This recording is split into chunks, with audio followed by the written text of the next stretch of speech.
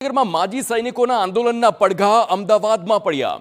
Airport circle પાસે માજી સૈનિકો ધરણા પર બેઠા છે। માજી સૈનિકોએ રસ્તા પર ચક્કાજામ કર્યો। માજી સૈનિકોના વિરોધના કારણે ભારે ટ્રાફિક જામ સર્જાયો।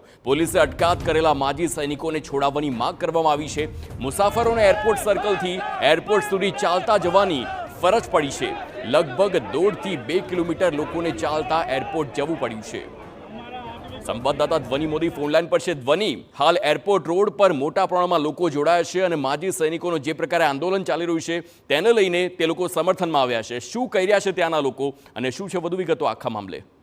જી બિલકુલ હાર્દિક, હાલમાં જે એરપોર્ટ સર્કલ ઉપર માજી સૈનિકો મોટી સંખ્યામાં એટલે કે લગભગ 700 થી 1000 માણસો ભેગા થઈ ગયા હતા।